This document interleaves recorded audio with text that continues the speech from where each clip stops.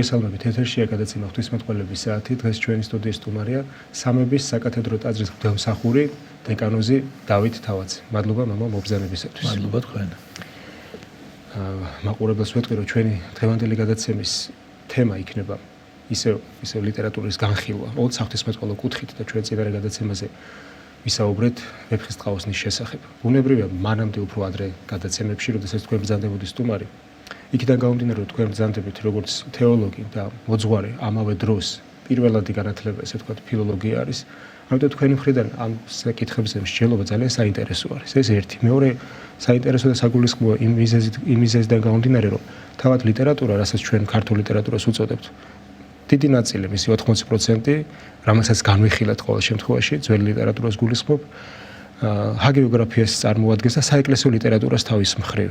ვეფხისტყაოსანი უშუალოდ საეკლესიო ლიტერატურა არ არის, საერო პოეზია, ასე ვთქვათ და დიდი პოეტურ ნიჩს ავლენს ავტორი ამ შემთხვევაში ვეფხისტყაოსანთან დაკავშირებით, მაგრამ ამავე დროს, როდესაც დაიწყო მის შესახებ სტატიების წერა, მეცნიერული შესწავლა, აშკარად წარმოჩინდა, რომ ეს დიდი საეკლესიო ესე ქრისტიანული შინაარსის მქონე არის თავად ფაბულა, ესე იგი ამბავი, რომ ბოლოს ქორწინებით ფარდება და მთელი განსაცდელების და განწმენდის თითქოს ამ გზას გადიან პერსონაჟები. ამავე დროს თვითონ აი დეტალებში არის ჩანს ხოლმე, როგორც ხშირად ითქმება ხოლმე, აი დეტალებში ჩანს ავტორის ესე ვთქვათ განწყობა.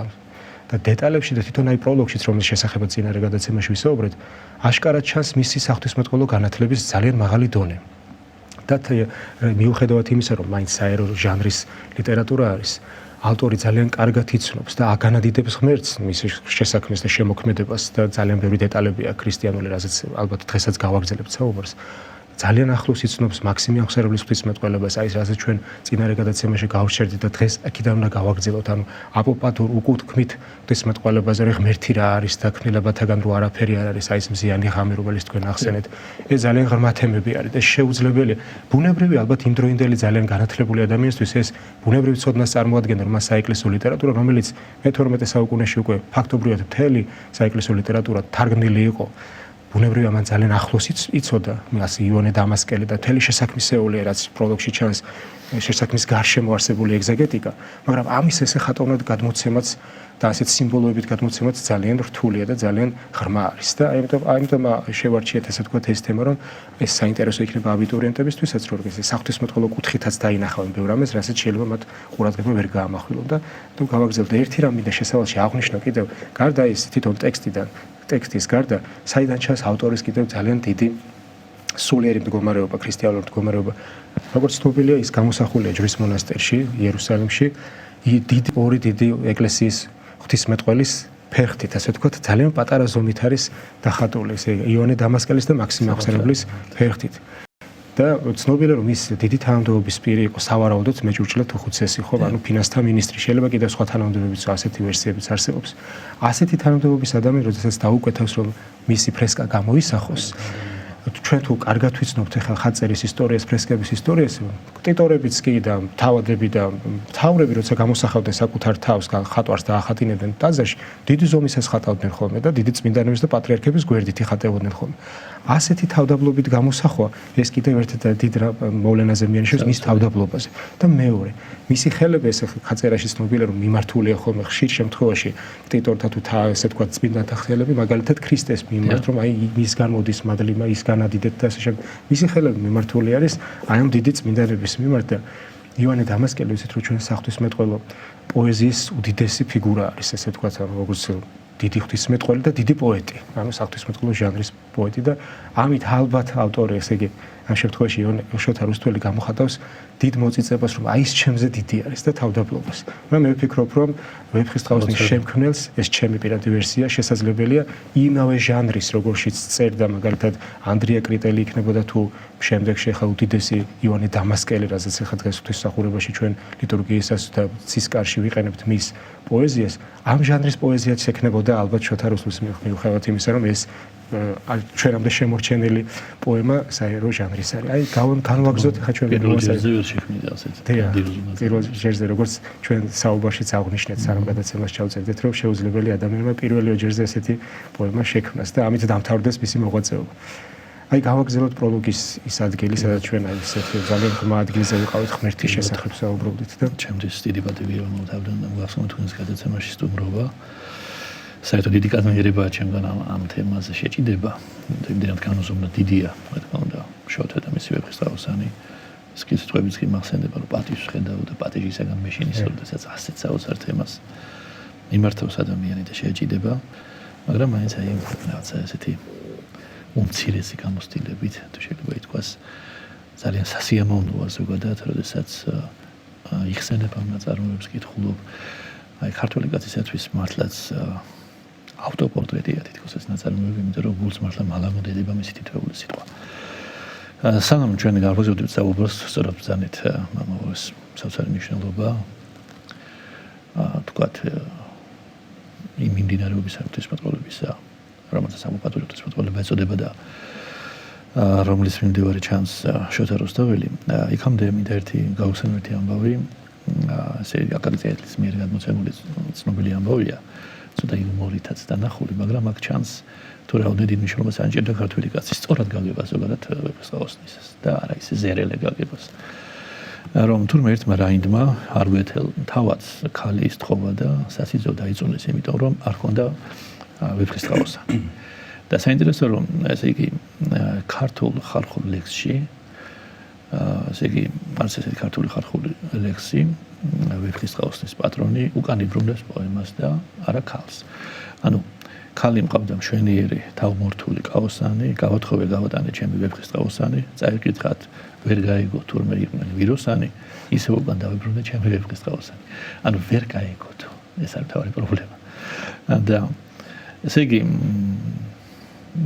რა თქმა უნდა ჩვენ წინა საუბარში ყურადღება გავამახვილეთ აბუბატური ღვთისმეტყველებაზე, გავიხსენეთ იონეს იარიოპაგელი და ესე იგი მაგრამ ამასთან დაკავშირებით მინდა მაინც ერთი რაღაცა აღნიშნოთ, მაინც რომ ამის გარეშეც რომ არ იყოს საუბარი წარმართული, რომ საერთოდ თეისტური ღვთის იდეისათვის, როგორც ცნობილია, გამორჩეულად რა თქმა უნდა ქრისტიანობისათვის, მნიშვნელოვანი არის რაიმენაირად მაინც მოხდეს განსაზღვრა ღვთაებისა. თუ შეიძლება ითქვას, აი მაგალითად მისი აღწერა ხდებოდეს თუნდაც პრედიკატების საშუალებით, როგორც არის სული, გონება, ნება, ყოვლადძლიერება, ერთასობა და სხვა. რადგან ისინი მაინც ნათელ და მკაფიო ცნებებს წარმოადგენენ. ხო? და მაინც აი რაღაცნაირად ფიქრისათვის, ანალიზისათვის ხელმისაწვდომი არიან, ამის გარეშეც არ ხდება, ხო? და ამიტომ აი ფაუსტის ცნობილი სიტყვა ამბობენ რომ არ არის მართალიო ქრისტიანობას არ მიესადაგება ესო. ფაუსტ არის ესეთი გამოთქმა რომ აი ქრისტიანობისათვის გრძნობაა ყველაფერი, სახელი ბგერაო და ისე სახელი ბგერაა და კვამლიო. ყველაფერი მაინც გრძნობაა. ანუ ამ სახელში ასე ვთქვათ ფაუსტთან იგულისხმება ცნება, აი რომელიც ასე ვთქვათ ღვთაებისთვის დამახასიათებად რაიმე ნიშანთვისებას წარმოადგენს. ანუ ესე იგი ამით რა თქმა უნდა თუნდაც ხაზი ესმება ქრისტიანობის უპირატესობას, თუნდაც სხვა რელიგიებთან დაკავშირებით, რომ რამდენადმე მაინც შესაძლებელია რა თქმა უნდა ეს ყველაფერი ამას უფრო ძირითადად დასავლეთის ღვთისმეტყველებით, მკვლევარები, თანამედროვე მკვლევარები, საერთო მკვლევარები აღნიშნავენ. აი მაგალითად ნეტარი ავგუსტინეც ამბობდა რომ ღმერთს არ შეიძლება უწოდოთ გამოუთქმელი, რადგან ამაში უკვე ძევს გამონათქვამი მასზეო. ხო, აი მაინც აი კი ვისაუბრე ჩვენ აბუბატურ ღვთისმეტყველებაზე, მაგრამ მაინც არ მინდა რომ ამის გარეშედაც თქვათ ჩვენმა მსმენელმა გაიაზროს ეს ყველაფერი. ანუ მაგრამ საქმე იმაშია ზუსტად ჩვენ მაინც ამ პირველსავე სიტყვას უბრუნდებით ასე გამოდის, რომ ყოველივე ამ მაინც არ უნდა მიგვიყვანოს იმ ცდარ შეხედულებამდე, რომ რაციონალური პრედიკატები ამოწურავენ მაინც ღვთის არსს. ხო, ეს წარმოუდგენელია ასე. იონე ქროპელი ამბობს, რომ ღმერთი თავისი ბუნებით იმდენად გამზომელია, იმდენად ჩაუწოდებელია, უსასრულოა, რადგანაც აუტანელი არის ადამიანის ბუნებისათვისო და აი მაგალითად ლუთერი ამბობდა, რომ ადამიანს არ ძალუც ღმერთი გაიგოს. ასე ვთქვათ და მაინც გრძნობს. და ესე იგი აი თუნდაც პლოტინიც ამავე აზრზე იყო. აი გრიგოლ ნოსაჯუძარებს მაგალითად თავის პოეზიაში, რომ ყოვლად მიღმიერო, ვინაიდან სხვა რად შეიძლება იწოდებოდა, როგორ უნდა გადიდოს ერთმა სიტყვამ, ვერავით არის სიტყვით ვერ გამოითქმები, ეს გასაგებია, როგორ უნდა აი დაგაკვირდეს გონება შენ, იმიტომ რომ აი არც ერთი გონებისათვის არ ხარ მისაწვდომი, ანუ ამით ის თქმა გვინდა ჩვენ რომ მართალია ღმერთი არის მიუწვდომელი, მართალია ღმერთი არის შეუცნობელი, მაგრამ მაინც ასე ვთქვათ გრძნობას შეუძლია რამდენადმე მაინც ის გამოსცადოს. ანუ ესე იგი და სწორედ ამას გვაუწყებს მეთქი ვეფხისტყაოსანების თქმა მინდა და მისი პროლოგი რომ როცა შოთა გვესაუბრება სიყვარულის შესახებ ამით ის თქმა უნდა ცდილობს რომ აი სიყვარული აიყვანოს ღმერთის შემეცნების საშუალებამდე და ეხლა კი დაუბრუნდეთ ტექსტს შუალოდ დაკავშირებით მოგეთ კომენტარს გავაკეთე ახლა გამახსენდა ძველ აღთქმაში მოსე როდესაც ხედავს ესე იგი ღმერთს თხოვს რომ მისი პირისახია ჩვენოს ღვთის პასუხი ეს არის რომ არავინ დარჩება ცოცხალი ვინც ჩემ პირისახეს იხილავს შეუძლებელია და მინდა ღვთის არსება შეიცნოს მაგრამ დოგმატურ ღვთისმეტყველებაში ესე გამოითქმის რომ ღმერთი შეიცნობა მის მოქმედებაში ძალიან დიდი მადლობა მართლაც შესანიშნავი აზრია ესე იგი ტექსტზე დაუბრუნდეთ მოდავსხდეთ არიელისთვის რემლი ღვთის არ შეშრობილი ზოგან შეუშრობელი მისებრი მართ დაბადებით ვინც აყოფილა შობილი დავჯეროს რომ მან გავლექსე მისთვის გულახვარ სობილი ახალმე სამბათ ნათქვამია მარგალიტის ყოფილი ესე იგი პირველი სტრიქონის აზრი ალბათ ყველაფრის გასაგებია და მასზე აღარ შევჩერდებით რაც შეეხება შემდეგ ტაეპს მისებრი მართ დაბადებით ვინც აყოფილა შობილი აქ რა თქმა უნდა საუბარია იმაზე რომ კაცთა დაბადებიდან არიელისნაირი არავინ შობილა ესე იგი გულახვარ სობილი ნიშნავს რა თქმა უნდა გულმოკლულს და აქამდე ალბათ ნათქვამი აწ მარგალიტის ყოფილი რა თქმა უნდა მიუთითებს იმაზე რომ რაც ადრე იყო ამბად თქმული რუსთაველმა მარგალიტივის შეიძლება ეთქვას ერთმანეთზე აკინძა აასხა გარითმა და ბრწყინვალე პოეზიად გარდაქმნა ესე იგი ისევ პირველ ტაეპს რო დაუბრუნდეთ მოდავსწრეთ არიელისთვის რემლი ღვთის არ შეშრობილი აქ ყურადღებას იქცევს სიტყვა ცრემლი და მისი რა თქმა უნდა საღვთისმეტყველო გააზრება იონეს ინელთან გვაქვს კლემაქსის საწმენებათა კიბე რომ ავიღოთ თუნდაც ეს კმარა რომ ცრემლის მადლი უტყუარი ნიშანია იმისა რომ ადამიანის გული ღვთისადმი სიყვარულით არის ახსილი წყარო ცრემლისა ნათლისღების შემდეგ ნათლისღებაზე უმეტესია ცრემლი განწმენს ბუნება ჩვენსაც რამე თუ სინანური ცრემლი არის დიდებული ნიჭისული წმინდისა გარდამქმნელი გულთა ჩვენთან რატომ ჭირდება ვეფხისტყაოსნებს ეს კათარზისის გამწმენდა ესა ინიციაცია ამაზე ჩვენ რა თქმა უნდა ქვემოთ ვისაუბრეთ შემდეგი სტროფი ესე ამბავის სპარსული ქართულად ნათარგმანებებით მარგალიტი ობოლი ხელი ხელსაგოგმანები პოვედალექსად გარდავთქვის აკვეკვნებს საჭუჭმანები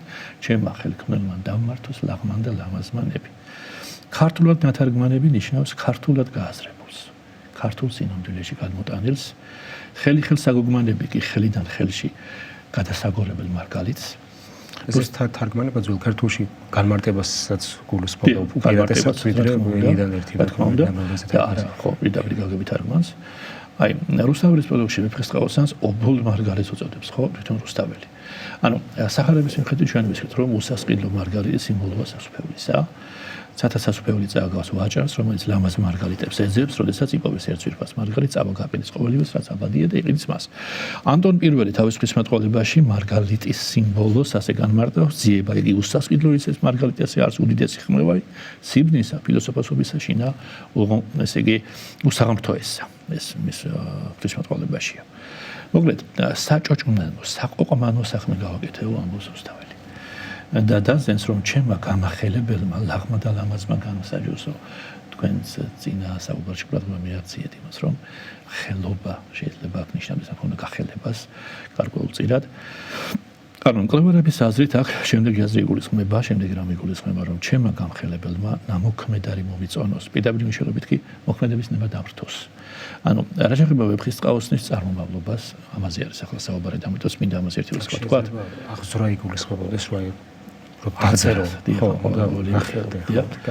აი წარმომავლობას რა შეეხება დაუშვათ რუსთაველის ხელ ჰქონდა რომელიღაც აღმოსავლური ამბავი რომელშიც იყო აღწერილი სამი გმირის მიერ თქვა მეფისასულის გათავისუფლება ამაში არც არაფერი იქნება გასაკვირი ეს ზოგადად კოლევარებთან ესეთი აზრი დომინირებს რადგან მაგალითად ბერძნული ტრაგედიები მაგალითად ჩვენ ვიცით უკვე არსებულ ფაბულაზე შეიქმნა ამაში არაფერი გასაკვირი მაგრამ ისიც უნდა აღნიშნოთ რომ ბევრი ეძიეს და ვერ იპოვეს აღმოსავლეთის კულტურაში ვეფხისტყაოსნის მსგავსი ანალოგი და წარმოიდგენია ზოგიერთი არაკეთილის მოსურნე რა კაპაციტეტები და მოდომებით ეძებდა რა თქმა უნდა ნიკო მარს არ გულისხმობა ამ შემთხვევაში ხო სიტყვა ნათარგმანები როგორც თქვით განმარტებას ნიშნავდა კიდევ ერთი და გააზრებასაც აი გურულ დიალექტზე მაგალითად დღესაც სიტყვა მოთარგმნა ნიშნავს განმარტებას და გააზრებას ესე ძველი შინაარსია შეჩენილეს აი მაგრამ ახლა ის თქმა მინდა ისეთ რომ ჩეკი ვიცახით რომ არ არის და ვერ იპოვეს რაღაცა მაგრამ იმისთვისაც არ შეიძლება რომ ახლა მაგალითად ანალოგიები არ მოიძებნება აღმოსავლურ პოეზიაში და რუსთაველს შორის აი მიხეილ რეხვიაშვილი არის ძალიან საინტერესო მკვლევარი, რომელიც ასე ვთქვათ, ვეფხისტყაოსა და ვისრამიანს შორის პარალელებს ავლებს და მაგრამ ეს რა თქმა უნდა არაფერთ არ აკნინებს არც ვეფხისტყაოსაც, არც ვისრამიანს. ჩვენ ვიცით მე-11 საუკუნის სპარსელი პოეტი გორგანის სამიჯნო პოემა არის ეს. და პროფესორმა მურმან თავდიშვილმა მაგალითად მე პირადად ვიცნობდი ამ ადამიანს, მქონდა ამის ბედნიერება, რომ გარკვეული კავშირები და მსგავსებანი ესე იგი იპოვა ვეფხისტყაოსანსა და ფირდოუსის შაჰნამის შორის. ეს ძალიან საინტერესოა, ირანული ლიტერატურის კლასიკოსი იყო ფირდოუსი, ჩვენ ვიცით, ფირდოუს აბულ-აკასემ ტუსი და ვეფხისტყაოსნის და ამ ნაწარმოებების გმირები ერთნაირად იმოსებიან, მაგალითად. აი მაგალითად ქალები და კაცები გარეგნულად ერთნაირად გამოიყურებიან. გამარჯვების მისაღწევად ერთნაირად გადაიცვამენ ვაჭრის ტანსაცმელს. ეს ანალოგია არსებობს. ორივე მათგანში თავსაბურავის გარეშე სიარულის სირცხვილად ითვლება. ასე მაგალითად სიშავე ერთნაირად გამოიხატება ყორნის ფრთის საშუალებით, როგორც მეტაფორა. აი რაც ეხება რუსთაველს და ნიზამს, ჩვენ ვიცით რომ შირვანიდან იყო ნიზამი და მაშინ საქართველოს ვასალი ქვეყანა იყო და ეს ორი სამეფო დინასტიური ქორწინებითაც იყო დაკავშირებული ერთმანეთთან და ორივე ავტორის პოემები ღვთის და მეფის, ასე ვთქვათ, და გმირების შექებით იწყება. ანუ ერთნაირად იწყება ასეთვე ნიზამის ლეილ მაჯნუნიანი და ვეფხისტყაოსანი. ანუ გოსნები ერთნაირად აღწერენ გმირების გულის წასვლას და მოსულიერებას. ასეთი რაღაცა თანხმედრა არის. ქალის და კაცის თანასწორობის იდეა ნიზამის ისკანდინავიასა და ვეფხისტყაოსანში ერთნაირად არის გამოხატული. მაგრამ აი როგორც უკვე აღნიშნეთ, ხსენებულ ნაწარმოებთა შორის არსებული მსგავსებანი გასაკვირი არც არის, იმიტომ რომ საქართველოს და შირვანი თუნდაც იყო ერთი კულტურული არეალი იმ დროს. შირვანი და საქართველოს შემოდიოდა დიდი რაოდენობით ნათარგმნის სპარსული მწერლობა, მასთან ერთად აღმოსავლური მხატვრული ლიტერატურა და აზროვნება, რა თქმა უნდა.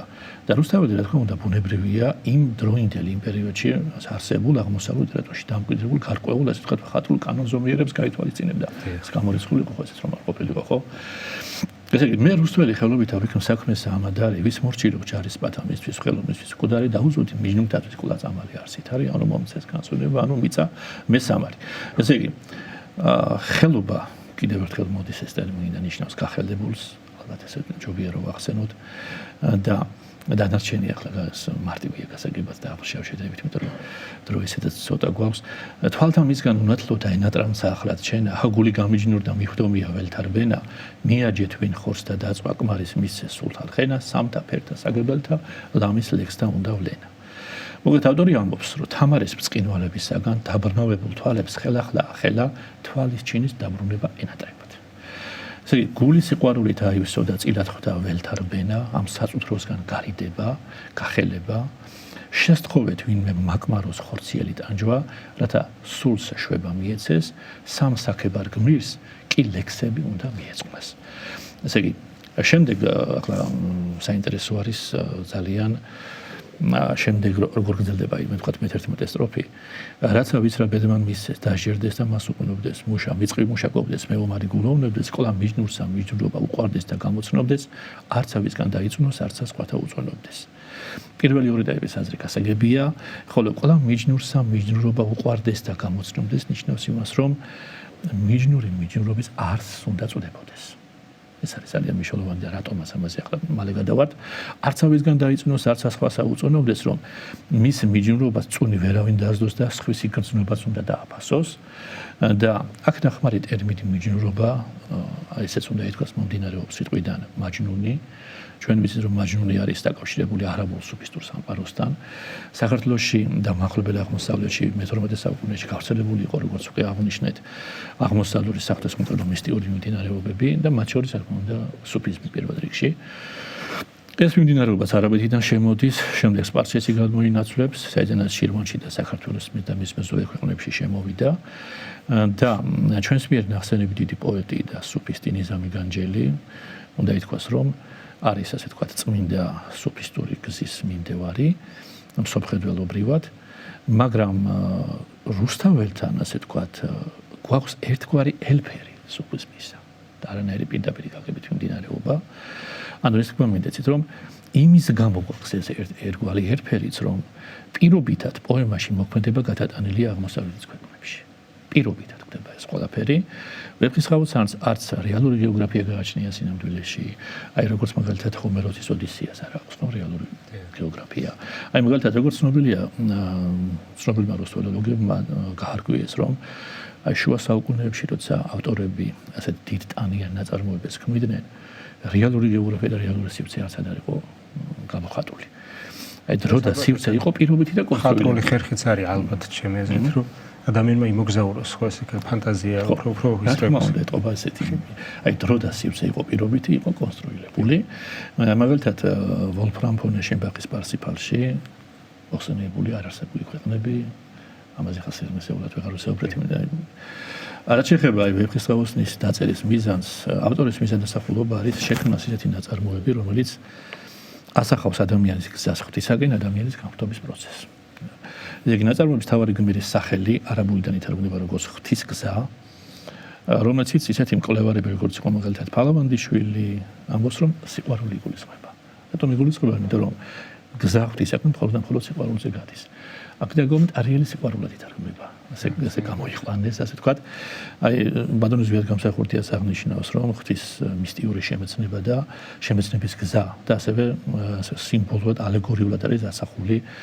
შუა საუკუნეების რომანებში რა თქმა უნდა ესეც საინტერესოა იმიტომ რომ შუა საუკუნეების ასე თქვა რაინდული რომანები ადგენენ ღვთის შემეცნების გზას ამის უარყოფა შეიძლება ვერც იმას უარყოფთ რომ აი ვეფხისტყაოსთან რაღაცნაირად უკავშირდება მაინც და ეთანადება თქვა ამ რაინდულ პოეზიას ჩვენ ვიცით ის რომ რაინდობა მხოლოდ სამხედრო მიმართულება არ იყო ასე თქვა იყო აგრეთვე ინიციაციის მისტიური ინსტიტუტიც ასე იყო ნამდვილად იყო აგრეთვე რელიგიური ფილოსოფიური ინსტიტუტი იყო თუ შეიძლება ითქვას ამასთან ერთად და რაინდის გზა არის ინიციაციის სულიერი გაწმენდის განათლების გზა ასეა ყოველგვარში ლიტერატურაში პოეზიაში მოცემული აი ეს მონეტში მაგალითად რაინდობის ინსტიტუტის პირველი სახე იყო სანტიაგო დე კომპოსტელა და მსგავსი ნაწარმოებთა რიგში შედის მაგალითად ნიზამი განჯელის ისკანდერნამეც ეს არ არის დასავლელი მაგრამ რა თქმა უნდა შედის ასევე ეშენბახის პარსიფალი რომელიც ვახსენეთ სადაც პერსივალ ნიშნავს ველად გაჭრილს ესე იგი ინიციაცია რა არის ხომ ერთი როდესაც რო თქვა ინიციაცია შეიძლება იყოს ხელდასხმა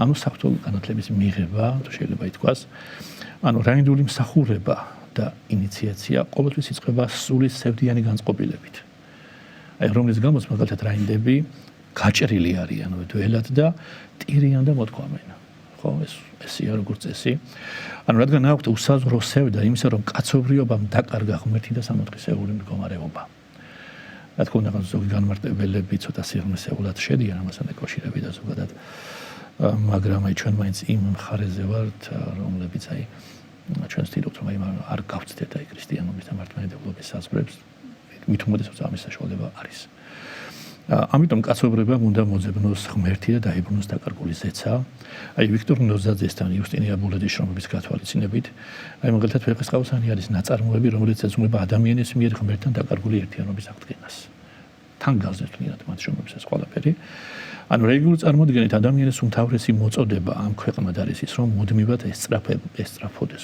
ღმერთის მსგავსებას განხრტობას და სწორედ ამგვარი სწრაფვა ირონული სრულყოფის საფუძველი ჩვენ მოგვეხსენებათ როგორც მათი სახარება გვამცნობს იყვები თქვენ სრულვით არცა მამაი თქვენი ზეცათა სრულ არს ანუ ნაწარმოების მეორე მთავარი გმირის სახელი ვატანუდინ არაბულიდან ნიშნავს სარწმუნოების ბურჯს და რა თქმა უნდა ეს შეიძლება იყოს შემთხვევითი ხო შერმადინი ნიშნავს სარწმუნოების სიმორცხვეს კდებამოსილობის გაგებით ანუ შარმის გაგებით ასე შეიძლება ითქვას სახელი ნესტან დარეჯანიკის სპარსულია და ნისტ ან დარეჯეხან ნიშნავს იმას ვინც არ არის ამ ქვეყნად ესე იგი ამიტომ იგი საძბნელია თავისი მიჯნურისათვის ტარიელისათვის იგი დანთქმულია ბნელში ქაჯეთში და განასახიერებს დაკარგულ სამოთხისეულ მდგომარეობას სულიწმინდის მადლს, ცხოვრების ხეს, რომლის სიმბოლოა ედემის სარო, ალვა, კვიპაროსი, რომელიც ერთ-ერთ უმთავრესი სახეა ვეფხისტყაოსნის ტროპიკაში, ვინ მოგკვეთა არავიცი ხეო ედემს დანერგულო. ხო? ესე იგი, როგორც აღნიშნეთ, სახელში ტარიელი ღვთის გზა, ანუ სიყვარული იგულისხმება, სახელში აუთანდილი არაბული ნიშნავს რწმენას, ანუ სარწმუნოებას, სასურვებას, სიყვარული, ხო? ნილოდებრიდონ ნიშნავს იმედს. ანუ რა გამოდის ვეფხისტყაოსნის სამი მთავარი გმირი განასახიერებს სავსაფრთხო სათნოებას. პავლე მოციქულის ეთქვა. კი ბატონო, ქრისტიანულ მოზრებაში პრიორიტეტი რა თქმა უნდა სათაგონ სიყვარულს ენიჭება, ჩვენ ვიცით და ხოლო აზეს ერარქია სარწმუნოებას ასვები და სიყვარული სამი ესე, ხოლო უფროის ამაზე სიყვარული არც. ბრძენთა უთქვამ სიყვარული ბოლოდ მისი არ წახდობა, ამბობს რუსთაველი. ანუ სიყვარული არასდროს დავარდების, მისი პავლე მოციქულის ესე თქვა კორინთელთან არ წახდება, არ თავდება. ნესტანის დაკარგვასთან ერთად არიელი კარგავს სულიერ სამშობლოსაც. პიდავლიღებით სამშობლოსაც, სულიერ სამშობლოს როგორც ამოთხეს და მკვიდრდება უგემურ ქის ქვეყანაში. ან შეიძლება ჩვენ ესეთი ალეგორია გავიაზროთ, რომ ადამიანის პირველი შეცოდების შემდეგ, როდესაც ადამიანი კარგავს სასუფეველს მამის წიაღს, ასე ვთქვათ, როგორც რაც იგავში აკადბოცებულმა ცხოვრებისეულ იგავში და მიზანი ანუ ამ ქვეყნის არაა, როგორც თქვენ გამარტეთ ნესტანის სახელი. მე სხვა გამარტება მახსოვს ნესტან დარეჯანის ესე იგი სპარსულიდან რომ ამ ქვეყანაზე ყველაზე ლამას თუ ასე თქვა, მისნაირი არავინ არ არის. ეთქობა ეს რაც ინტერპრეტაციებია, შეიძლება ლიტერატურაში, მაგრამ პირველად ეს არის როგორც ჩანს და მიზანი ესე იგი სამშობლოში დაბრუნების და ერთი საინტერესო ის არის რომ ავტორი არსად არ უარყოფს ესე იგი მათ ცოდვით დაცემას, ანუ მათ შეცოდებებს, მერე სინანულს და აი თქვენ რაც ახსენეთ რომ კათერზის გადიან, განწმენდის გზას, რაც არის კაცობრიობის, ანუ კაცობრიობის ისტორია, საღვთო ისტორია არის ერთგვარად, რომ ადამიანი დაეცა და კარგ აღმერთდა და დაუბრუნდეს მერე მას. და ბოლოს ახლა ქორწილი აი ნესტანის დაკარგვასთან ერთად არიელი კარგავს სამშობლოს, როგორც ორამზარეს სულიერ სამშობლოზეა საუბართა სამოთხეზე და ინდოეთზეც ფიზიკურ სამშობლოზეც. მკვიდრდება უგემური ქის ქვეყანაში და ეძებს სატრფოს. აი სახელების გამარტება კიდევ უფრო მკაფიოს ხნის რო ეს შინაარსი მთლიანად აღსტანო და ანუ კოლევარებთან არც თუ იშვიათად ხდება რომ არიელი ეძებს ნესტანს ანუ ღმერთს. ახლა გასაგებია ღმერთის ძიება და მას ჩვენ რა თქმა უნდა ამას ვერ ვეწინააღმდეგებით ამ იდეას, მაგრამ მაინც ჩვენ ვიხრებით იმ მომენტში რომ აქ ასე თქვათ ღმერთს კი არა უფრო სატრფოს ეძებს, ანუ ევას ეძებს და გარკვეული ადამი ჩვენ ვიცით რომ პირველად აი რასაც ამ ოჯახური დილიას და სიყვარულს დაარტყა კახლიჩა, შემოგვიყვანს ყველაფერი და შემდეგ ამ ყველაფრის შესის ხორცება თუ შეიძლება ითქვას არის ეტაპი შემდეგ ადამიანის სამხედრო მოვლენებისა, როგორც სოლკნორისა, თუნდაც სულიერი გაგებით გასაგებია რომ სასწავლო ეკლესია და სიძე ქრისტე. მოკლედ ასე თქვათ უფრო ჩვენ აქ ხედავთ დაკარგულ სამოთხისეულ ყოფას ევასთან ერთად. რამდენადაც მის დაკარგვაში თავადაც უდევს არამცირედი წილი. თქმა უნდა, რადგან თუნდაც ნესტანის წაკეზებით მან მოკლა უდანაშაულო სასიცო. ხო, ახლა მომენტზე როცა მივალთ მე მაშინ ვისაუბრეთ, მაგრამ ამიტომ მანაც უნდა გაიაროს ეს განწმენდის ეს ინიციაციის გზა, რის გამოც დამკვიდრდა კლდეებში ადამიანებისგან მოშორებით მხედრთა შორის. ახლა ამაზე კომენტარიც არ ღირს ხოლმე. ესე იგი, კოლევარების ნაწილი აღნიშნავს, რომ განდეგილური ყოფა ასკეტის მიწვევს ცხოვრებისაგან უკიდურესი მოწყვეტის საფრთხეს. არის ასეთი კვლევარებიც და ამბობენ, რომ სოფლისაგან გაუცხოებას იწვევს ეს განდეგილობა და სწორედ ამ საფრთხეზე მიუთითებსო ავთანდილიო ტარიელსო, როდესაც აფრთხილებსო. ნახეთ, ბრძენი ხარ და გამორჩევა არაიცი ბრძენთა თქმულებ, მინდორ სტირდა მხეცთა ახლავ რა წადილს აისრულებ, რისთვის კუდები ვერ მიხვდები თუ სოფლისა მოიძულებ, თავს სამრთელსა რად შეიკრავ წყრულსა ახლად რად იწყლულებ. არის ეს იმედი რომ ამაში ხედავენ იმას რაც თქვით. სინამდვილეში ავთანდილი ტარიელს უიმედობისა და სასოწარკვეთილებისათვის კიცხავს, ეს აშკარაა. თორემ ჯერ კიდევ კორნელი კიკერეძემ თავის ძველ ქართულ მწერლობაში, საქართველოს მწერლობის ისტორიაში ჩამოყალიბა 4 მთავარი მსგავსება ჰაგიოგრაფიასა და საერო მწერლობის იდეალურ გმირებს შორის. პირველი ცალსახაა, რას ამბობს ძალიან საინტერესო რაღაცას ამბობს კორნელი კიკერეძე, რომ პირველი ცალსახაა, რომ ჰაგიოგრაფიული მწერლობის მთავარი გმირი წმინდანი ჯერ კიდევ ბავშვობაში იჩენს ძლიერებას. ესე იგი, რომელიც მოასწავებს მის სულიერ გმირობას მომავალში. ასევე პოემებში ესე თუ ის პირი ბავშვებიდან იჩენს არაჩვეულებრივ თვისებებს. აი მაგალითად, რომლებიც ჩვენ გვიჩვენებენ, რომ ის მომავალში მართლაც არაჩვეულებრივი გმირი იქნება, თუნდაც სულიერი გაგებდა, ახლა გიოხანს ედრო გავიყოთ, ხო ბავშვ თამაშობს არ თამაშობდა, ეს არ არის ბავშვისთვის ხო ნორმალური მოვლენა, შეიძლება ითქვას.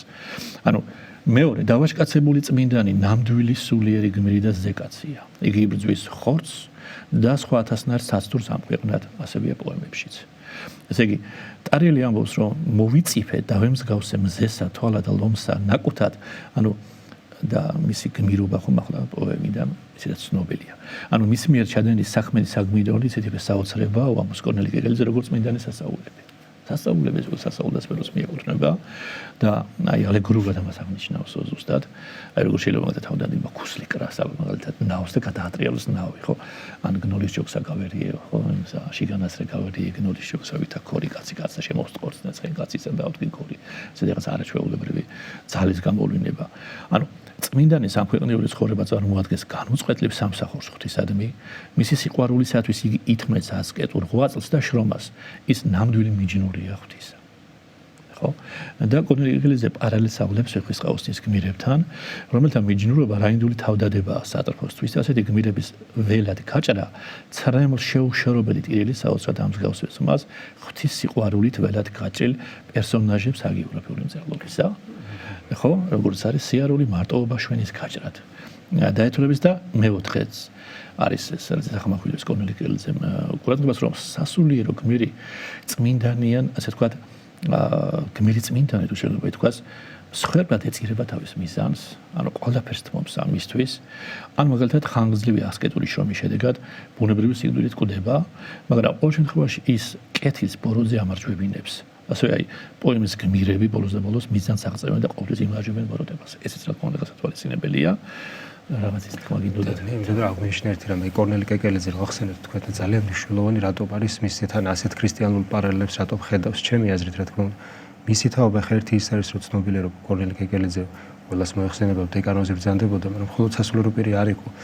ის იყო უდიდესი ასე ვთქვათ ღვთისმეტყველი მეცნიერი. კლასიკური გაგებით ღვთისმეტყველი მეცნიერი და არ მხოლოდ რა თქმა უნდა ხალხი თავის შრომებს მან ლიტერატურის ისტორია უწოდა, მაგრამ ამ კუთხით თუმცა ძალიან ბევრ სფეროში მუშაობდა ეს არა მხოლოდ ესე თქვა ქართულ ლიტერატურაზე, მაგრამ აი ძალიან იმის თაობას ჰქონდა განსაკუთრებული ძალიან კლასიკური განათლება თეოლოგიის და ეს აშკარად მე რაღაც თითქოს დეგრადაციას განიცდის უკვე შემდეგ თაობაში უნივერსიტეტის ახლა შეურაცხყოფას კი არ ვაყენებ, მაგრამ აშკარად ჩანს რომ შეიძლება ტენდენციაც იყო ასეთი, მაგრამ აი საღვთისმეტყველო ის დონე მათ არ აქვთ. შეიძლება ძალიან დიდი მეცნიერები არიან, მაგრამ ძალიან შორს მიდიან. აი უბრალოდ ელემენტარული შეიძლება შეცდომები აღმოაჩინონ ადამიანმა, რომელსაც ელემენტარული განათლება აქვს ღვთისმეტყველებაში. ამ ხრივ ძალიან მაღლა დგას აი კორნელი კეკელიძე და ამიტომ არის ესეთი რაღაც საოცარი მადლია ამ ადამიანს რა თქმა უნდა მამა კორნელის შეიძლება ითქვას. ასე ის პროლოგს დაუბრუნდეთ რომ შესაძლოა შაირობასა და მიჯნურობაზე. ნაწარმოებიდან ცნობილია რომ საბჭო სიყვარული რუსთაველთან ეწოდება პირველ მიჯნურობად. თქვა მიჯნურობა პირველი ტომი და გვართა ზენათა, ძნელად სათქმელი, საჭირო გამოსაგები ენათა, იგია საქმე საზეო მომცემი აღმაფრენათა, ვინცა ეცდების თმობაცა ჰქონდა მრავალთა წყენათა. ეს ფაქტობრივად ვისაუბრეთ. რა თქმა უნდა, ხიულისება ღვთაებრივი ზეციური წარმომავლობის მიჯნურობა და ვინც მასთან ზიარება შეეცდება, მრავალი განსასწრების დათმენა მოუწევსო. აი თანამედროვე მკვლევარი მაგათაც გიგინეიშვილი ვახსენეთ ცელესაიდოს ადამიანი ის ამბობს რომ პირველი მიჯნურობა ენათესავება გვართა ზენათა. ანუ გვარი ივანე პეტრიძის ტერმინოლოგიაში პლატონის ეულიდეის თარგმანია. ანუ პირველი მიჯნურობა ზეციურ ზენა იდეებს ეხებაო. პირველი მიჯნურობა არის ღვთიური სრულყოფილების შეყვარება, თუ შეიძლება ითქვას ფილოსოფოსების მიერ და გულისხმობს არის ამ სრულყოფილების მიმართ ნოსტალგიას. ერთგვარს აი პლატონი ამბობს რომ მან ტრფიალებით შეიყვარა ჭეშმარიტება, რაც რა თქმა უნდა უცხო არ არის ქრისტიანობისათვის. ანუ გავიხსენოთ თუნდაც ის საფრთხო ტრფიალება, რომელიც ანგელოს და ქვემო რედასებს აკავშირებს ზემო რედასებთან, ხო? იგივე დინოსეარობაგთან გვაქვს. აი შოთა ასახელებს მეორე საფეხურს მიჯნურობისას, რომელსაც ქვია ხელობანი ქვენანი. ხო?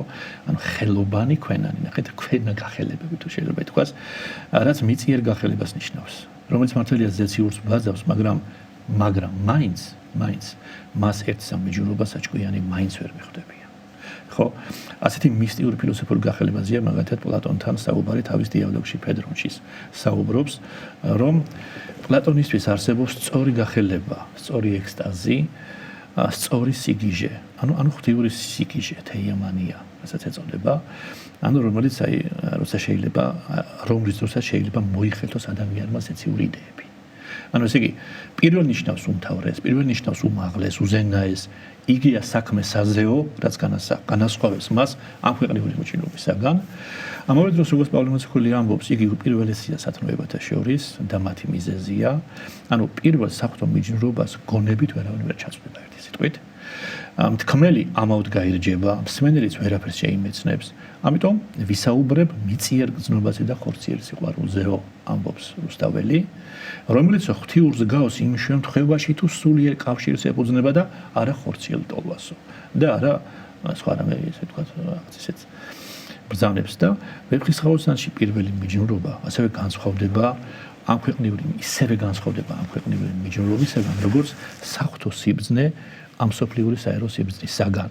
აი როგორც აეროპორტთან გვაქვს განხრთობა, არს რაოდენ დასაადევნოზე არს მსგავსება და ერთობა, ანუ ესე იგი მას ერთს მიჯნურობასაც ჭკვიანი ვერ მიხვდებიან, ენა დაშვების მსმენელისა ყურნიცა დავალდებიან, თქონე ხელობანი ქვენადი, რომელიც ხორცს დახვდებიან, მართ მასვე ბაძვენ თუ ოდეს არ სიძვენ შორით მდებიან. რაც უკვე ვისაუბრეთ, ხომ? თუ არ სიძვენ, აი მაშინ ბაძავენ იმ საფრთხე მიჯნურობას. ანუ ესე იგი მას ერთს ანუ საფრთხე მიჯნურობას ჭკვიანი ამ სოფლიური ინტელექტზე დაყრდნობილი ადამიანები, რომელსაც არ გააჩნიათ სულიერი ხედვა, ვერ საჭდებიან და რადგანაც ეს სოფელი ძირითადად მაინც ასეთ ჭკვიანთაგან წყალებში შედგება, პოეტმა აირჩია ალეგორიული გზა, შეაქო ამ ქვეყნიური მიჯნურობაც, ანუ ხელობანი ქვენანი, რომელიც მართალია ხორცს დახვდებიან, მაგრამ მაინც საფრთხე სიყვარულს ბაძავენ იმ შემთხვევაში, თუ სიყვარულის გზნობა წმიდაა და არა სიცვა. ხო, მარტივად რო ვთქვათ. აი მაგალითად მკვლევარებთან ასევე ვეფხისტყაოსანი არის ადამიანური ეროსის, სუბლიმაციის და კათარსისის გზაც, რა თქმა უნდა, ეს არის განწმენდის ამ ყველაფრისას. აი მაგალითად ტერმინი ბაძვა პავლენში რამდენჯერ მიხვდება, რომ კეთილ არც ბაძვა კეთილის აიმარადის. ანუ შეუდეხით სიყვარულსა და ბაძებდით სულიერს ამას. ხო ეს ხომ განწმენდას და იმას ნიშნავს, ხო? აი არამატერიალური სფეროს, ანგელოსა და ასევე საფეხურებრივი წყობა ზე ჩვენ ადრე ვთქვით, წეგან ვახსენეთ, მაგრამ აი როგორ არის ახსნილი არეოპაგათიკაში, ხო? უზემოეს იერარქიის არსებობი უქვემოეს ზეაიზიდავენ და ძალუმად მიიმსგავსებენ, რათა სრულყონ. ანუ უქვემოესნი შეძლებს დაგორად ემსგავსებიან მათ და სრულყოფენ საკუთარ თავს და ამ გზით განიღფრთობიან, ხო? აი როგორც არის მობაძავ ჩემ გაიხმედით ვიარცამე ქრისტესა პავლესთან. ესე იგი მიჯნური შმახსა გვიქვიან არაბული თენითა. მით რომ შეშმაგობს მიწისა ვერ მიხვდომითა წყენითა ზოგს და საკმართ სიახლეში დაშვების საკმაბრენითა, ყველა ზოგს და ქვეულს ბუნება კეკლუც და ზედაფრფენითა. ცოტა გაუხიბარია ტექსტი და ამიტომ განმარტოთ რამდენად შეიძლება. ანუ მიჯნური არაბულად შმახს, გახელებულს, გადარებულს ნიშნავსო. იმიტომ რომ მას ახელებს სატრფოს მიუწვდომლობა. ესე იგი ზოგი მიჯნური ღმერთს უახლოვდება გამუდმებით ისწრაფის ღმერთაებრიობისაკენ, ზოგს კი მეტად მიწიერებუნება აქვს და მხოლოდ კეკლუცებს ეთაყვანება. ანუ პატრისტიკაში ჩვენ სიბრძნე პირველი არ სიბრძნისა კაცობრიობისა შეურაცხყოფაი.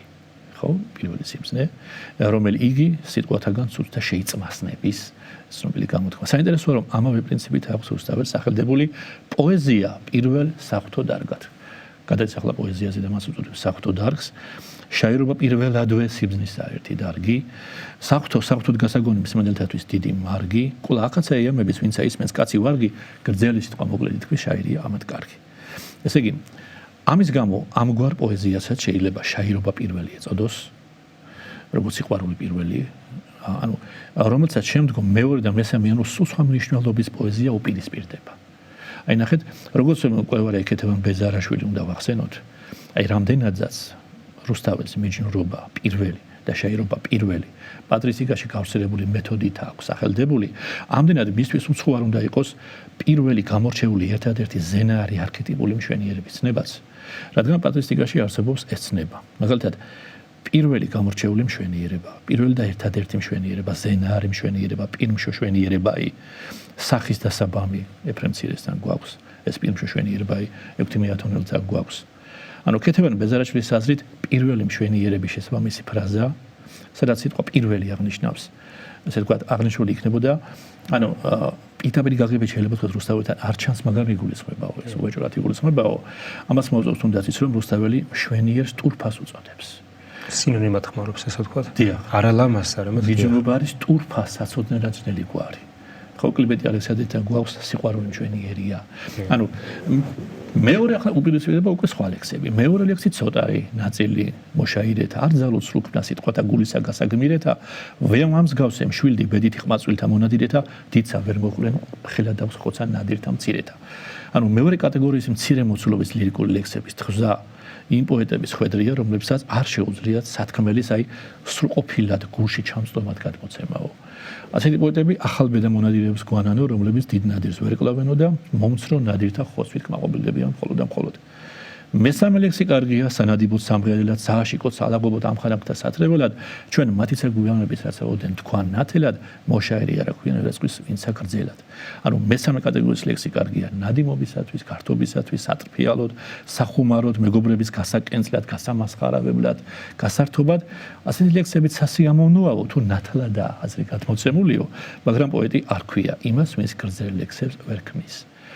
ვისაც ხენს აშარაგზელი და გამოსცის დიდი რბევა მობურთალცა მოედანი მართალცემა მარჯვეთ ქნევა მართ აგრეთვე ბელექსესა საუბართა ტკბილთა ფრქვევა სულთან არის ლექსთა გზელთა თქმა და ხრევა ესეთია ზოგან რა მისჭირდეს საუბარი დაუწყოს ლექსმან ლევა და შემდეგ მოდის რომ ანუ განმარტებაში რომ როგორც ხენს გამოცდის გრძელი გზა და ჭენება და მობურთალს მოედანი გამოსდის ჩოგნის ზუსტად დარტყმა და მარჯვედ მოგდება ასევე პოეტს ტკბილი საუბარი უნდა შეეძლოს გულში ჩამწვდომი საუბარი მაგრამ თუ გაუძნელდა სათქმელის გამოხატვა და სათანადო სიტყვები შემოელია მაშინ განახეთ მელექსე და მისი მოშაირობა რა ვეღარ მიხვდეს ქართულსა დაუწყოს ლექსმან ზვირობა ქართულს ვერ მიხვდეს ხო როგორც თავთანზე წერია ყმატკბილი და ტკბილი ქართულიო ერთგან მეყოდებს ვარაფია ხო არ შეამოკლოს ქართული არც საქმნა სიტყვა მცირობა ხელი მარჯვეთ ცემდეს ჩოგანსა იხმაროს დიდი გმირობა აი მაშინ ნახეთო პოეტიო მისი პოეტური ძალაო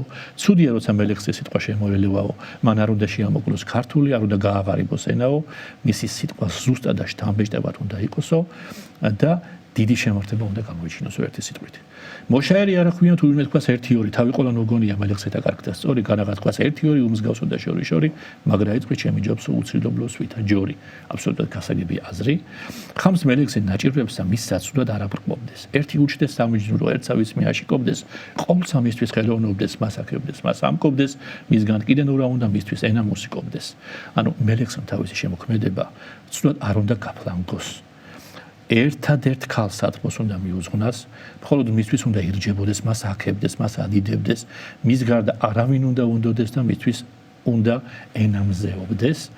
ჩემი აცცავნით ყოველმან მას ვაკებ, ვინცა მიქია, ესე მიჩ დიდად სახელად არ თავი გამიქიქია. იგია ჩემი სიცოცხლე უწყალობით და ჯიქია მისი სახელი შეფარვით, ქვემორე მithქვამს მიქია. ანუ ახლა ჩემი ამბავი შეიტყვეთო. მას ვაკებ, ვისაც აქამდეც ვასხამდი ხოდბასო და თქვენი აზრი რა თქმა უნდა ძალიან საინტერესოა რომ აქამდე შემისხია ამ ადამიანისთვის ხოსბავეს ხოდბაო რაც თქვენ ძალიან წერო ხო ეს არ არის პირველი ხოდბაო ჩემს მიერ შესხმულიო ეს სახელი საქმე ეს მე რაც გავაკეთეო სასახელო საქმე მიმაჩნიაო თავი არ შემეცხვენიაო ის არის ჩემი სიცოცხლე რომელიც არის ხანდახან ჯიქივით უმოწყალოც კი ესე იგი მისი სახელის შეფარვით ქვემორე ვახსენე ვაქე ანუ ესე იგი რუსთაველი პროლოგში მიუთითებს საღვთო სიტურფის საპირისპირო მიწიერ სიტურფეზე. ანუ ესე იგი მიჯნურსა თვალად სიტურფე ხმართებს მათვით მზეობა, ამბობს, სიბნე სიუხვე სიმდიდრე სიყმე და მოცალეობა, ენა გონება დათმობა მძლეთა მებრძოლთა მძლეობა, ვისაც ეს სრულად არ აჭირს აკლია მიჯნურთ ზნეობა. ანუ მიჯნური გარეგნობით მზესავით ლამაზი უნდა იყოს ბრძენი გულუხი თავდაბალი. სიყმე და მოცალეობა გაგებულია როგორც რანიდული ბუნების ქონა და ყურადღებიანობა. ზოგი მკვლევარი ამბობს, რომ მაგ იგულისხმება ახალგაზრდობა და ყოფით საზრუნავთაგან თავისუფლება. შემდეგი სტროფი მიჯნურობა არის სტურფას საწოდნელად გინდა აღნიშნო ახლა უბრალოდ ეს აზრი მომიოდა ჯიქთან დაკავშირებით ხანდახან ისეთი როგორი სიტყვებია ნახმარე რომ ჯიქს ადარებს ხო ჯიქი ახლა ქართულად არის მაგრამ ეს ლეოპარდი ლათინურ ენაზე და ლეოპარდი განსაკუთრებით ახლა სხვა შემთხვევაში ვეფხვს ხმარობს ვეფხვის ძალიან სასტიკია ასე ვთქვათ კატის ესე ვთქვათ ისე თვისებები ახლა კატის ოჯახები პანტერას ოჯახია მაგრამ აი ლომებთან შედარებით მაგალითად ლეოპარდი ბევრად აი ყოველთვის გამოისახება თავისი ბუნებიდან გამომდინარე, იმიტომ რომ მარტო მცხოვრები არის, უფრო ესეთი თავთვით გადარჩენაზე არის. ლომები მაინც უფრო პრაიდად ცხოვრობენ და ეს ოჯახური სითბოს გამოხატვა მეტად შეუძლია. ლეოპარდი ბევრად ცივი არის ამ შემთხვევაში და ხშირად ძალიან ძლიერი მტაცებელია თავის ტანთან შედარებით. ბევრად გაცილებით ძლიერია თავის შედარებით პატარა, ვიდრე ვეფხვი და ლომი ბევრად გაცილებით, მაგრამ ძალიან ძლიერია თავის ტანთან შედარებით. ხშირ შემთხვევაში გამოიყენება და ერთი გამახსენდა ეგნატე ღმერთშემოსილი მეორე გახსოვთ ეს დიდი მოწამე ეგნატე ღმერთშემოსილი როდესაც მიიყავთ ერთ-ერთ ეპისტოლეში წერილში აღწერს რომ მცველებიოს ჯარისკაცები როგორც ლეოპარდოს წერია ესე იგი ბერძნულში ქართულში მე თარგმანში არის შეცდომა ქართულ თარგმანში წერია ავაზა და ავაზ არის გეპარდი, ესე ვთქვათ ლათინურად. გეპარდი არის ბევრად უფრო ხრთალი, შეიძლება ითქვას, აი ვერც გაბედავს ადამიანზე თავდასხმას თუ ის ზურგიდან არ მი. ლეოპარდი ძალიან აგრესიული, შედეგად ბევრად უფრო ძლიერია, ვიდრე გეპარდი. ტაინთაც უფრო მსხვილია და ყოველთვის როცა რაღაცა ის სასტიკი უნდა და გამოეხადათ ლეოპარდს იყენებდნენ ხოლმე საეკლესიო ავტორებიც. ეს ახლა ჩემი უბრალოდ და გამახსენდა ისიც რომ იმ თარგმანშიც ქართულად ნათარგმნი ეგნატ ემერჩემოსის ეპისტოლეშიც ეს შეცდომა არის დაშვებული რომ ავაზებად არის თარგმნილი და დედანში ლეოპარდოს წერია, ლეოპარდო უნდა ითარგმნოს როგორც ჯიქი. აქაც ჯიქსად არის ესე ძალიან უწყალობით ჯიქია. უწყალო, აი უწყალო ვითარცა ყოველთვის აი სადაც შეგხვდებათ უწყალობაზე იმ სისას ყოველთვის ლეოპარდი იქნება და არა მაგალითად ავაზა ან ლომია, სხვა ლომი ახლა სალონებში არის ორკესტრა სიმბოლოთი და მე რომ მიტყვის რეალი როცა მას მიხვდება იცნობილი საუბრის მე რო შედგება მეფე დედოფალთან. მოკლედ მიჯნურობა არის ტურფა საწოდნელად ძნელი გვარი. მიჯნურობა სხვა რამე არ სიძვისა და სადა რიგი სხვა სიზვა სხვა შუაუზის ხვარი ნული გახდევთ ერთმანეთსა გესმან ჩემი დაუბარი ამაზე გასაგებია ჩვენ უკვე ვისაუბრეთ.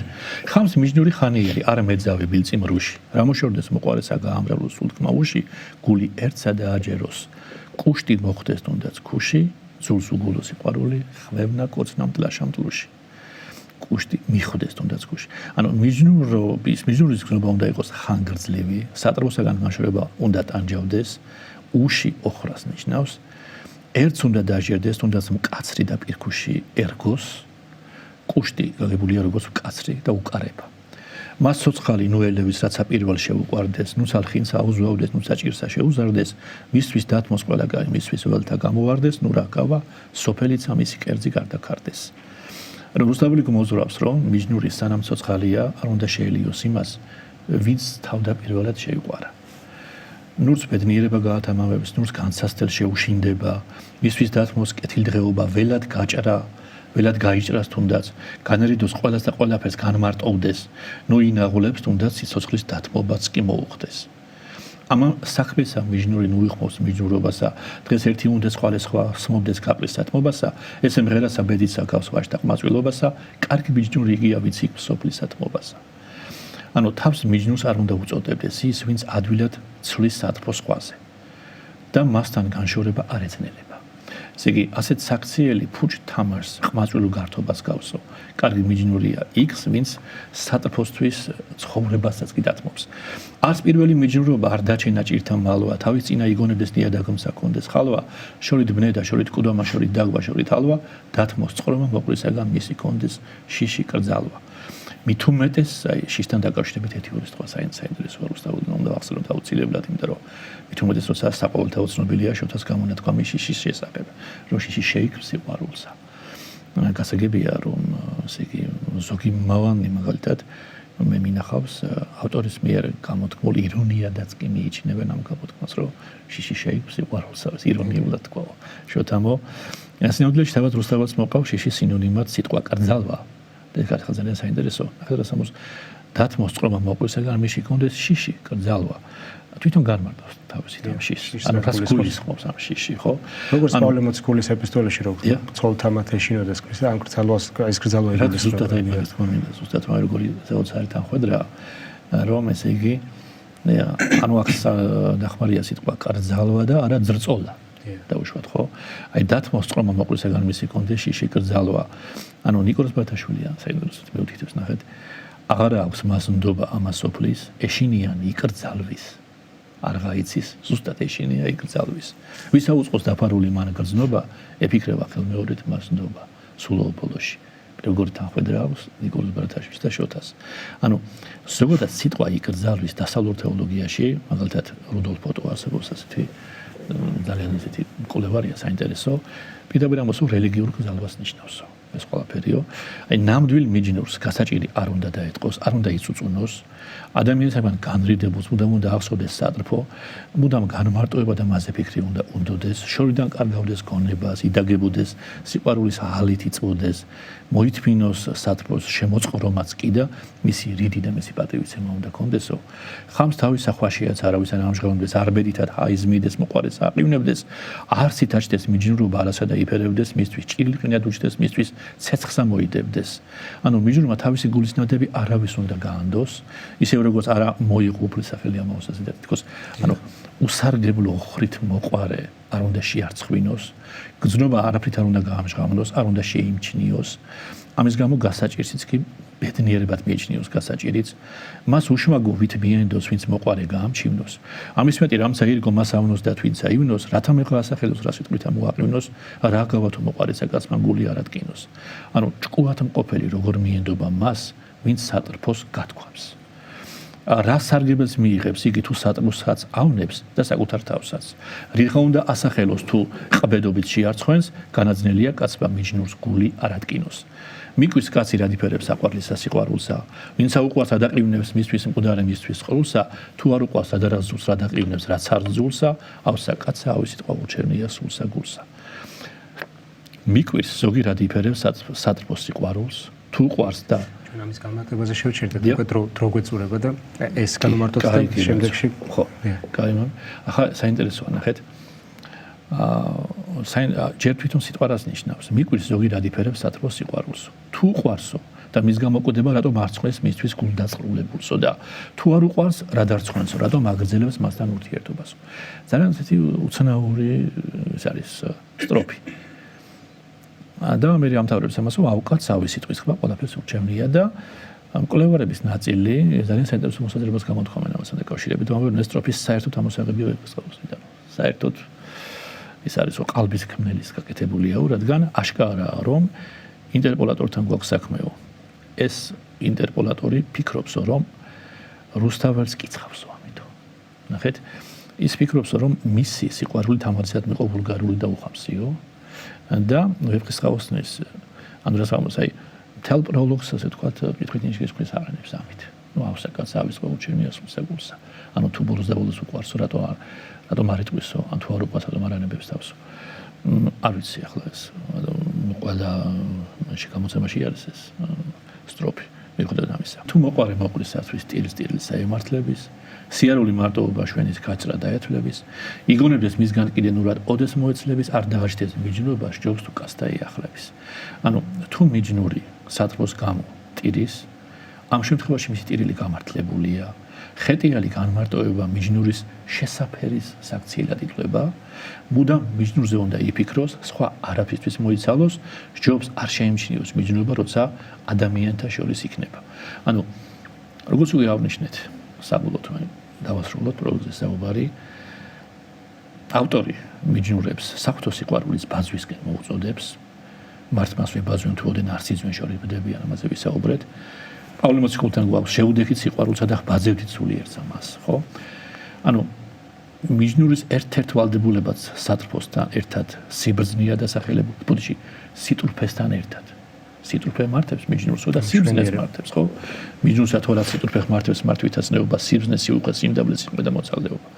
ღვთიურის ბაძვა, როგორც უკვე აღნიშნეთ, ალეგორიის საფუძველი ხდება შუა საუკუნეების პოემაში. ანუ ესე იგი ამგვარად ჭორეტა ხედვა ქრისტიანული ღვთისმეტყველების მიხედვით დაკავშირებულია, რა თქმა უნდა, საფრთხო სიბრძნესთან, საფრთხო სიყვარულთან, საფრთხო სიკეთესთან, მშვენიერებასთან და მის ბაძბასთან და მისტით ტკბობასთან, ხო? არის გრიგონოსელის მიხედვით ეს მგზნებარე მისტიკური სიყვარული, რომელიც უვნებოვნებაა, ხო? ანუ განწმენდილი, განხრთობილი სიყვარულია. მიიჩნევა სწორედ ღვთაებრივ მშვენიერებათაც უფრო მეტად მიახლება სული ღმერთს, მით უფრო მეტია მასში ღვთაებრივ მშვენიერების პირისპირ ჭრეთის სურვილი. რაც პირდაპირ თითქოს ამბობს რუსთაველის სათქმელს, სიმონ ახალღვთისმეტყველი ჰიმს უძღვნის გაღმართობელს, განმაღამრთობელ სიყვარულს, რომელიც არაძლევს საშუალებას მის მოტრფიალეს შეიყვაროს ადამიანური მშვენიერებანი, რომელიც ნაცვლად იგი ჭრეთს მხოლოდ ამ ღვთაებრივი სიყვარულის მშვენიერებას და ბოლოს ვფიქრობთ, რომ განსაცვიფრებელია რუსთაველის კონცეფცია, ზოგადად ღვთისმეტყველების სალიტერატურო ფორმით მიწოდებისა. ანუ სწორედ ეს არის ამაღლებული მშვენიერის და სხვა ცნებების ანტიკურისგან განსხვავებული ახალი ქრისტიანული გაგება. დიახ, ანუ ხსნის თვალსაზრისით ჭეშმარიტი საფრთხო პოეზია იმდენადვია მარგის სულისათვის, როგორც ღვთისმეტყველება. ანუ ესე იგი ჰაგიოგრაფია, თუნდაც ჰიმნოგრაფია, საერო პოეზიის ლიტერატურის დანიშნულების ამგვარი გაგება აქვს. ბასილ დითან გვაქვს ამგვარი გაგება, ანტონ კათალიკოსთანაც გვაქვს ამგვარი გაგება. მიქაელ ფსელოსთან მშვენიერების ცნების ეს ახალი ასპექტი აშკარად განსხვავდება ანტიკურ თეორიებში არსებულ მშვენიერებისაგან. რომელიც ლიტერატურასა და ხელოვნებაში მოცემული იყო გრძნობადი მშვენიერების საკითხით მოიხსენებათ და ამ ფონზე საინტერესოა ის, რომ რუსთაველებთან ხვდებით ორივე ტიპის მშვენიერებას. ბუნებრივს, ფიზიკურს და სულიერს, ზეციურს, ხო? ანუ მიჯნურის თვალად სიტურფე, რა თქმა უნდა, ხორციელია, ხოლო მიჯნურობა არის ტურფა, სასოდანად ძნელი გვარი, რა თქმა უნდა, ეს არის საღვთო და ეს არის სულიერი და უნდა აღნიშნოთ ის, რომ ვეფხისტყაოსნის თანახმად ღმერთი ბოროტს არ დაბადებს. ხო? ამიტომ ბოროტებას არსი არ აქვს, სიკეთე მარადეულია, ამიტომ კი ყოველთვის დაამარცხებს მცირე ხნით აღზევებულ ბოროტებას და ეს არის გარდაუვალი, იმიტომ რომ ბოროტსაც ლია კეთილმან არსება ისე წინარე გადაცემას ვისაუბრეთ ბოროტების არასუბსტანციურ არაარსებობასთან დაკავშირებით. თუმცა რამდენიმე თემა დაგვრჩა ჩვენ და მომავალში ალბათ გავაგრძელებთ ამას. დიდი მადლობა საინტერესო საუბრისთვის. ძალიან რთულია რომ ადამიანმა ამაში ქრისტიანობა დაინახოს თუ კარგად არის თუს პარალელებს. თელ საღვთო ისტორიას, ანუ თელ ბიბლიას, აი დაცემა, თელი მისი შინაარსიც ვეფხისტყაოსის ასიერ და ბოლოს ქორწინებით, ანუ როგორც მაცხოვრის ეგავშია ქორწინება, ხო, მამებთან უმრავლესობით განიმარტება როგორც სასუფეველი და მეორედ მოსვლა და განწმენდა და მეორე ღმერთთან მისვლა.